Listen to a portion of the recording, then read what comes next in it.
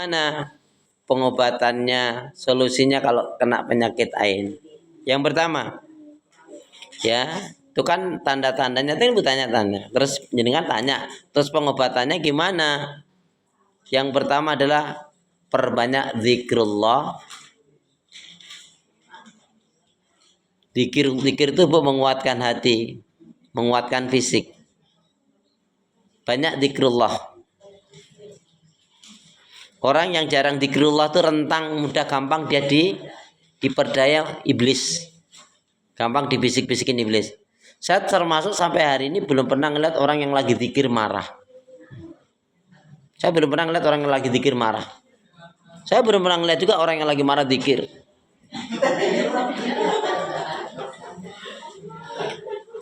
Alhamdulillah ibu-ibu Al-Husnan itu sampai hari ini saya belum pernah sekalipun marahnya ibu-ibu Al-Husnan itu kayak apa belum pernah ngeliat saya. Waktu ngaji.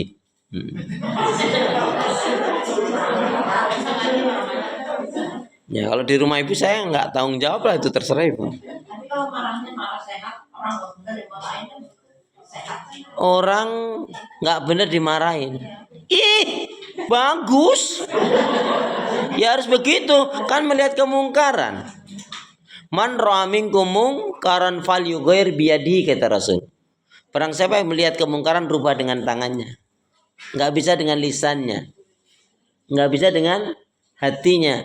Dan itu adalah selama-lamanya iman. Maksudnya apa? Membenci keburukan, maksiat dan dosa. Kalau mendiamkan kemungkaran, maksiat dan dosa dianggap setan yang bisu.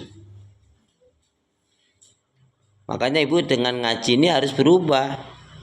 Membawa aroma energi yang positif. Contohnya jangan sampai ini nanti pulang ngaji salamnya aja udah beda. Assalamualaikum. Begitu masuk, ini rumah berantakan. Tadi aku belum berangkat, berantakan. Sekarang malah tambah berantakan. Kamu ngapain aja sih Pak tadi? Waktu aku ngaji. Ada nggak yang model kayak gitu? Ada. Mau ditunjuk orangnya? Datang dengan aroma yang nikmat. Assalamualaikum. Biasanya assalamualaikum. Assalamualaikum. Ya. Maaf ya Mas, maaf Pak kalau kelamaan nunggunya. Ya ini kan juga aku menjalankan perintah Allah tolabul ilm. Maafin aku ya say. Kan nikmat bahasanya gitu. Halo. Assalamualaikum. Yang kedua. Ya, Bu, yang kedua obatnya adalah sering bersedekah. As-shadaqatu tutfi'ul khati'at. Sedekah itu, Bu, menghapus keburukan, memadamkan ya amarah. Satu, zikrullah, banyak berzikir. Yang kedua, banyak bersedekah. Kalau Ustaz aku lagi butuh, terus gak sedekah, itu bisikan setan.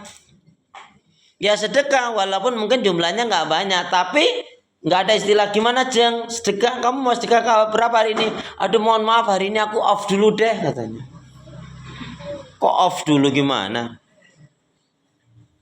Ya kalau kemarinnya misalkan 10.000, sekarang 5.000 karena memang, atau 2.000 tetap ada disedekahin. Karena sedekah itu Bu, orang yang paling dibenci oleh syaitan itu salah satunya orang yang suka bersedekah. Dia menghapuskan dosa, mengangkat derajat, menyehatkan badan, ya menyelamatkan dari malapetaka, menolak bala juga kan. Yang ketiga, ya qiraatil Quran wa tadabburuhu. Qiraatil Quran wa tadabburuhu. Membaca Al-Quran dan mentadaburinya. Ibu beda. Kalau hanya sekedar baca, bagus, berpahala.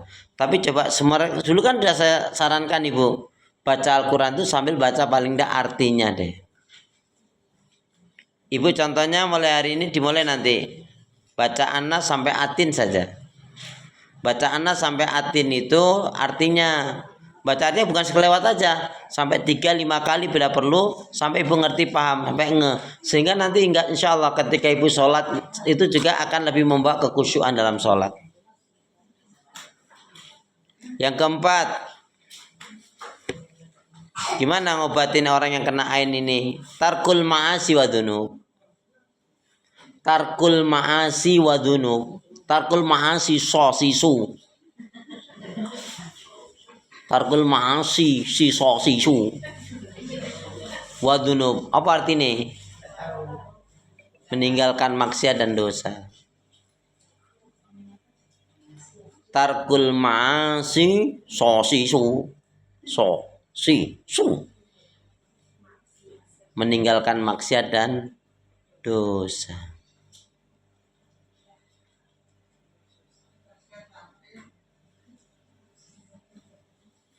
Lima. Yang kelima biar nggak kena penyakit ain atau sudah terlanjur. Apakah yang kelima? Nah ini. Istighfar dan sholawat Nabi. Bu, orang yang istighfarnya benar dan sholawat Nabi-nya benar, itu akan melunakkan hati, melembutkan hati. Berapa banyak orang rajin ke majelis ilmu tapi dia jarang beristighfar. Berapa banyak orang yang rajin ke majelis ilmu tapi dia jarang bersolawat. Malah ada ibu-ibu itu mungkin amalannya nggak seberapa tapi sholawatnya masya Allah kenceng banget bu. Sholawat itu pasti diterima oleh Allah karena dia buktinya mencintai Rasul. Walaupun sholawatnya dia nggak sempurna, ya, sholawat itu pasti diterima oleh Allah. Kita sholat belum tentu diterima, tapi sholawat pasti diterima. Makanya butuh kekhusyuan, ya. Ibu-ibu bisa sholawat Nabi? Allahumma sholli ala Muhammad. Yang selanjutnya apa? Biar kita obatnya biar nggak penyakit ain. Ibu kalau kuat ini kalau mampu saum. Orang yang rajin saum insya Allah jauh lebih kuat bentengnya ketimbang orang yang jarang saum.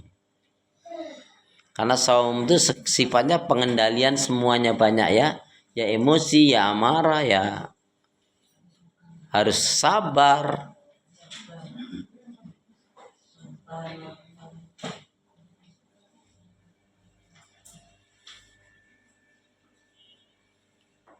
Kemudian termasuk, nah ini bu, ini amalan yang gampang, mudah dilakukan kapanpun, dimanapun, tapi berpahala besar, mendatangkan keberkahan yang banyak. Apa itu?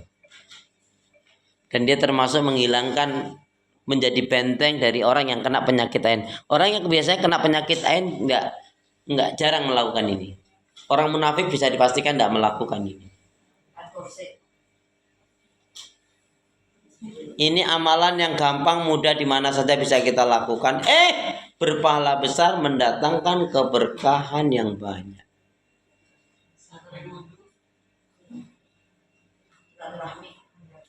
Kapan silaturahim? Apa? Mendoakan orang lain.